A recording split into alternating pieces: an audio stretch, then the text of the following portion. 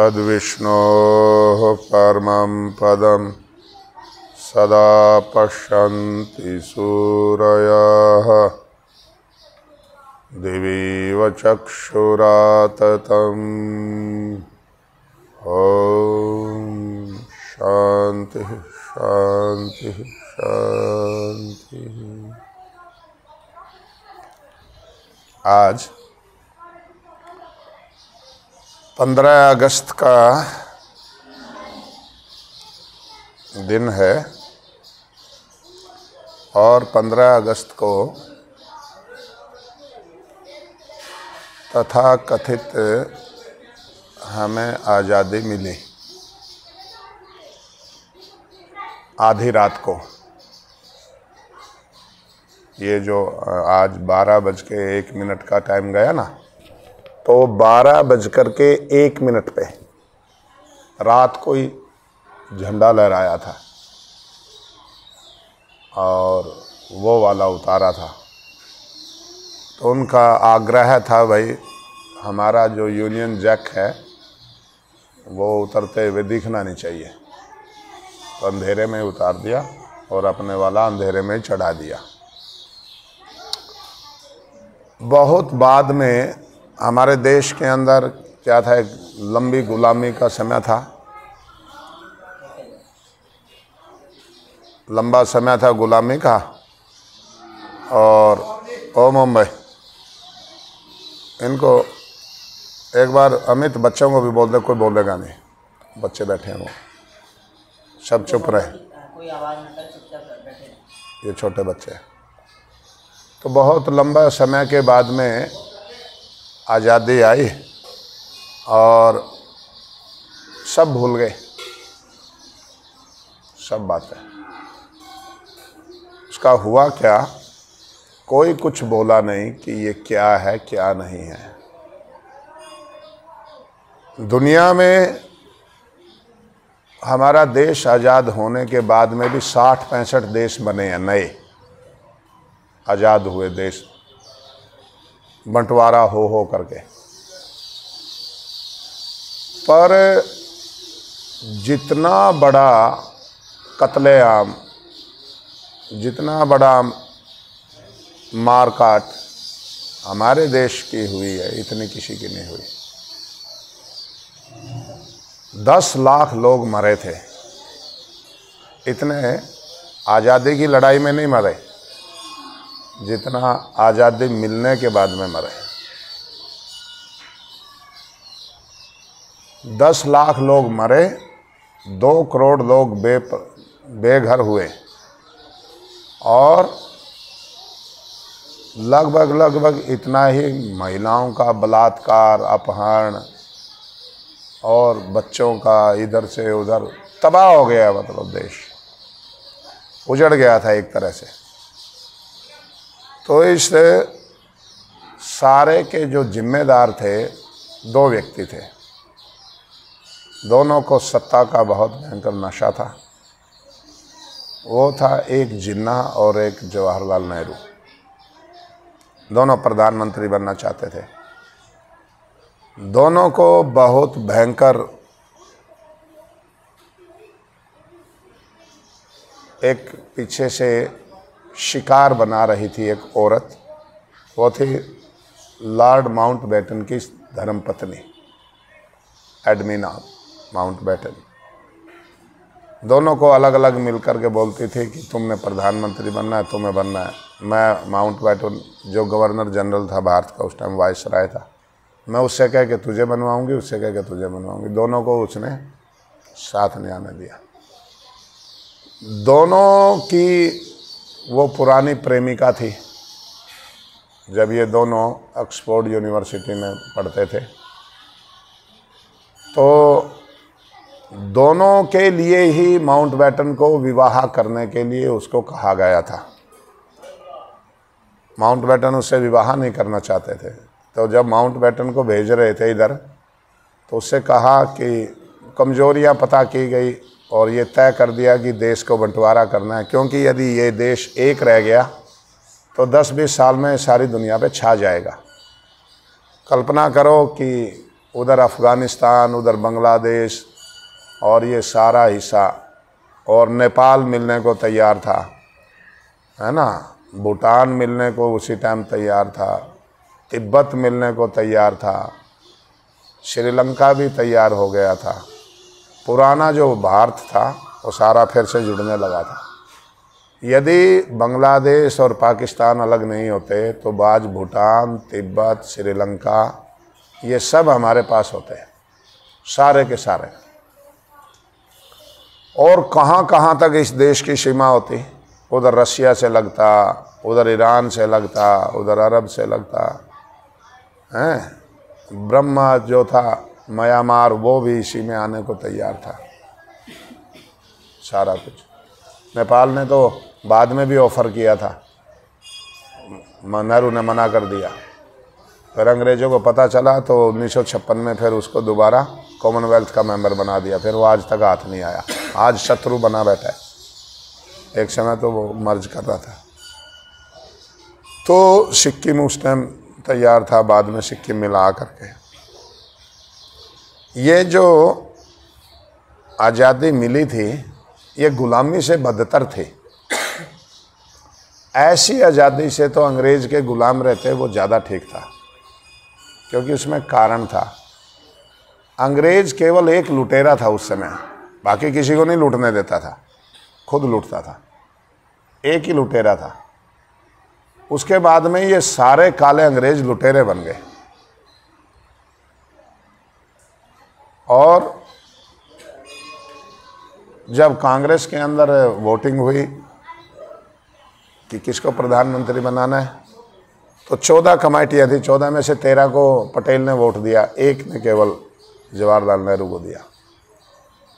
तो जवाहरलाल नेहरू ने धमकी दी आकर के महात्मा गांधी को, क्योंकि वो माउंटबेटन के पास में गया कि मेरे को कांग्रेस ने वोट तो नहीं दिए। उसने बोला तो अपनी अलग कांग्रेस बना ले, मैं तेरे वाली कांग्रेस को देश सौंप के जाऊँगा। तो उसने, बोलते हैं ना लोग, भाई वोट तो पटेल को दिए थे, फिर ये कैसे प्रधानमंत्री बन गया? ये इसलिए बन गया कि इसने माउंटबेटन को कहा कि मैं तो प्रधानमंत्री बना नहीं। तूने कहा तू कांग्रेस अलग बना, तेरे वाली को देश दे देंगे हम, गांधी वाली कांग्रेस को पड़ा रहने दे अलग। तो इसने जाके धमकी दी कि या तो मेरे को प्राइम मिनिस्टर बनाओ, नहीं तो मैं कांग्रेस में विभाजन करूँगा। तो महात्मा गांधी बोला अभी तो देश आज़ाद भी नहीं हुआ है और अभी से टूट फूट शुरू हो गई। तो उन्होंने पटेल को मनाया, पटेल तो प्रधानमंत्री इसको बनने दे, उप प्रधानमंत्री बन जा और गृह मंत्री बन जा। ऐसे करके पटेल को दबाव दे करके मनाया गया। उस समय बड़े बड़े संकट हुए। ये जो 15 अगस्त का पर्व है ना, 10 लाख लोगों के खून में सना हुआ, इसकी क्या खुशी मनाए? मैं तो कभी मनाता नहीं। 2 करोड़ महिला पुरुष बेघर हुए, बलात्कार हुआ, बच्चों का, औरतों का, छोटी छोटी कन्याओं के साथ बलात्कार हुआ। क्या मनाएं इसका पर्व का? और क्या आज़ादी मनाएं इसकी? Power of agreement, transfer agreement हुआ था, agreement of power transfer. Power transfer करी थी लिखित में, क्या क्या कानून रहेंगे, क्या क्या नहीं रहेंगे, वो सब निश्चित किया था। जब वो जाने लगे तो ईसाइयत अपना बोरिया बिस्तर लपेटने लगी थी, चर्च, वो सब अपना सामान लपेट करके और वो भी जाने लगे। तो नेहरू से माउंटबेटन ने कहा कि यहाँ ईसाइयत को, ईसाई पादरियों को, इनको बिल्कुल यूं कि यूं रखना है। तो उसने कानून बना दिया पार्लियामेंट में, इनको अल्पसंख्यक घोषित करके इनको अधिकार दे दिए। ईसाइयों को अल्पसंख्यक घोषित करके इनको अथाह। उस समय तो आप देख लेना, दुनिया में, भारत में सबसे ज़्यादा अहम प्रॉपर्टी या तो कॉन्वेंट स्कूल पे है और या चर्च पे है, अहम। जैसे डीसी की कोठी के सामने ठंडे, हर एक ठंडी सड़क पे, वो ठंडी सड़क नाम रखते थे उसका, माल रोड। जहाँ कलेक्टर का बंगला होता था उसका नाम माल रोड, ऑफिस होता था, बंगला होता था, माल रोड उसका। शिमला में माल रोड है, करनाल में माल रोड है, जितने पुराने डिस्ट्रिक्ट है ना, सब में माल रोड मिलेगा।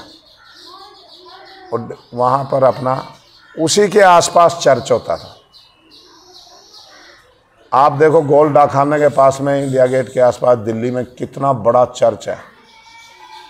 भारत में सबसे ज़्यादा महंगी प्रॉपर्टी आज भी चर्च के पास में, सारी मुफ्त में यूँ की जरूरत है। सुभाष चंद्र बोस को कह करके मरवाया नेहरू ने, उसी समय अंग्रेजों को लेटर लिखा। बोलते हैं ना रशिया हमारा मित्र है, रशिया मित्र नहीं है। रशिया को तो एक इतना बड़ा देश मार्केट के रूप में चाहिए था, और उसकी जो ये कम्युनिस्ट वामपंथी विचारधारा थी वो फैलाने के लिए कोई चाहिए था देश। तो अभी ये एक आजकल चल रहा है, इंटरव्यू आया था, वो जो रशिया का एक जासूस था, KGB का जासूस, वो यहाँ दुभाषिया बना करके भेजा था। बहुत अहम जासूस था, इंदिरा गांधी के समय में दुभाषिया बना करके भेजा। बाद में वो मरवाया रशिया ने उसको। उसने फिर बहुत बड़ी स्टेटमेंट दी। इंसानियत तो जाग ही जाती है ना। तो उसका काम क्या था कि जो यूजफुल इंडियन इडियट्स हैं, यूजफुल, जो हमेशा विदेशियों के चमचे रहे हैं, उनके तालू कार रहे हैं, चाटू कार रहे हैं, ऐसों को ढूंढो।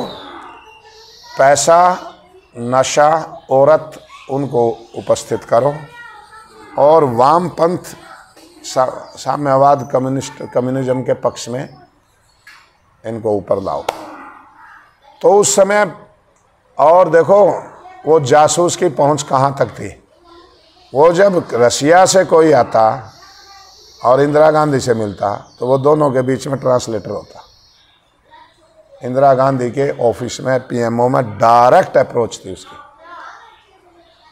तो उस समय सारे पत्रकार, सारे अखबार सब खरीद लिए। 5000 लेख लिखवाए गए पैसे दे करके, साम्यवाद के फायदे, भलाई उसके पक्ष में, ऐसा कर।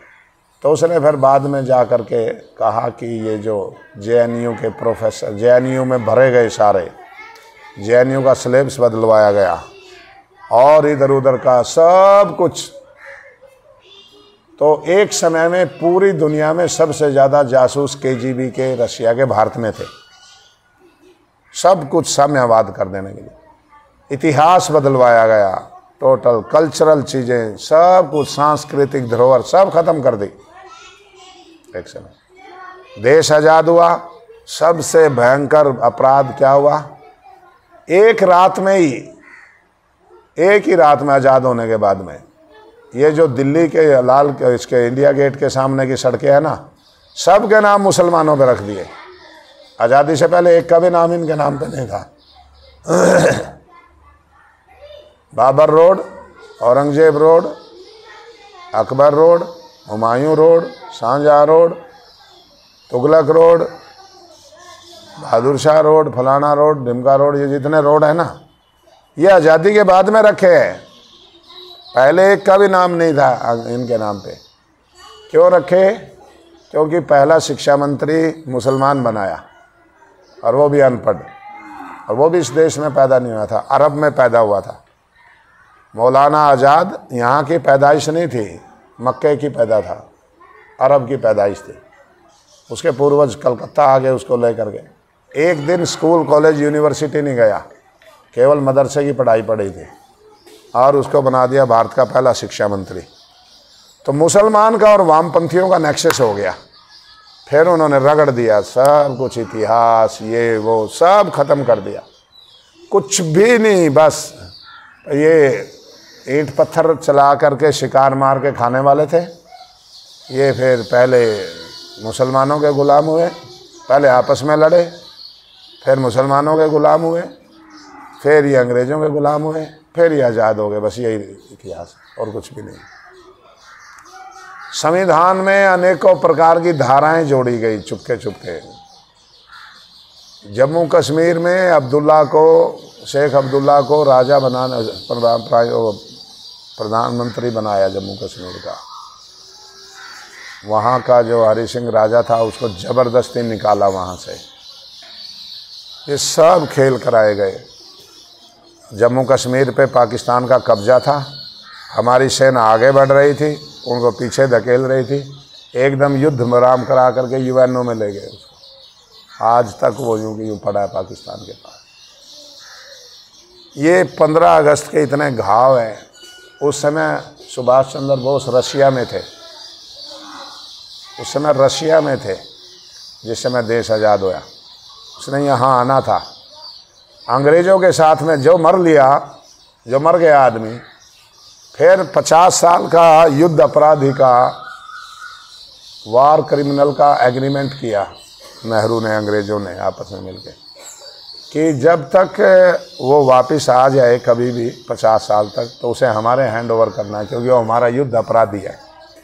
द्वितीय विश्व युद्ध में अंग्रेज़ों के खिलाफ लड़ा था।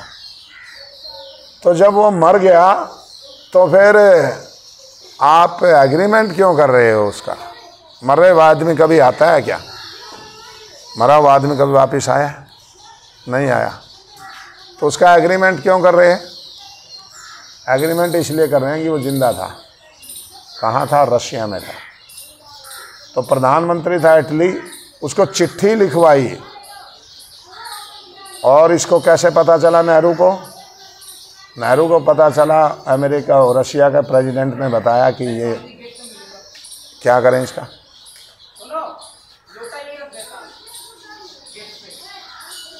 तो क्या करें इसका?